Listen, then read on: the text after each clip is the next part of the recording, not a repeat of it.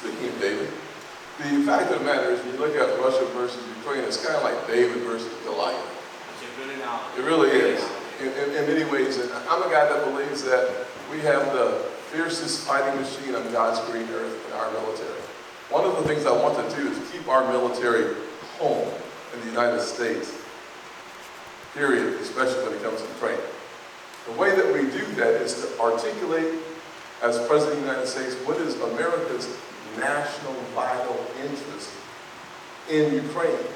It is degrading the Russian military. It was, before the Ukraine conflict, it was one of the most powerful forces for evil on the planet.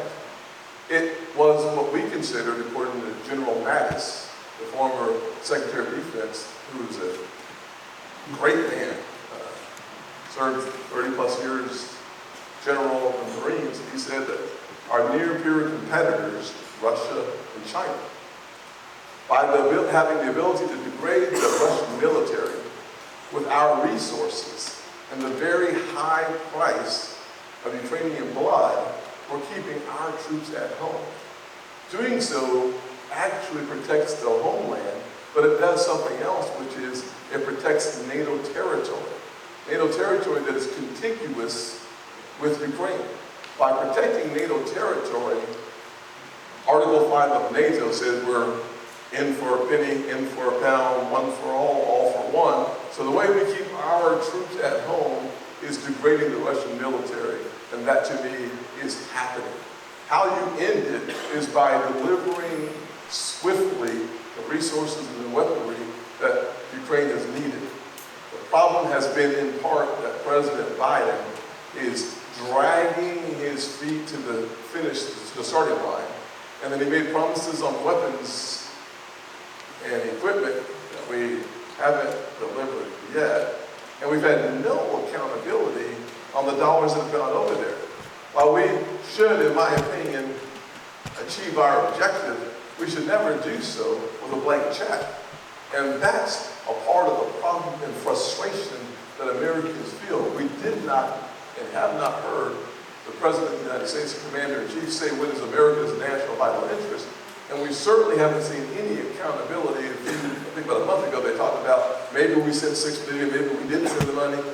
Unbelievable. And then to have the President of the United, unbelievable, have the President of the United States look into cameras and say, we've run out of ammunition.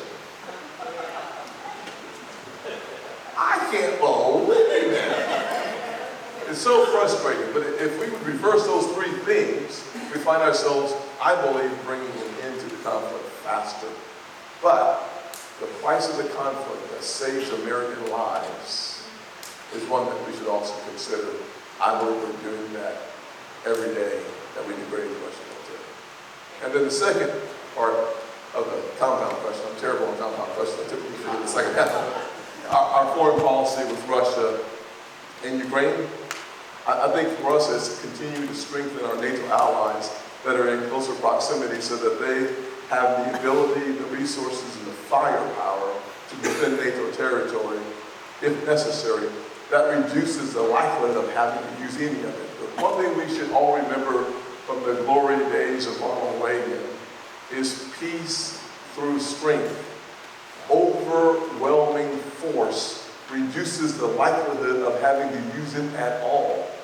Sometimes it appears that people believe that the opposite is true, that we can reduce our military budget, we can reduce our people power, manpower, and still engage in providing a strong defense without the resources, the technology, and the weaponry to do so. I'd rather increase our spending on the military. I believe that that reduces the likelihood of us having to use it.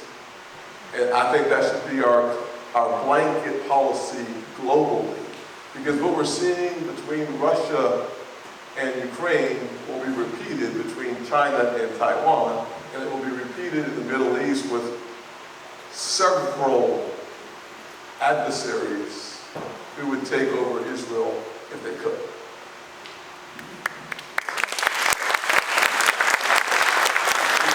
Yes, ma'am, I'll come over here and I'll try to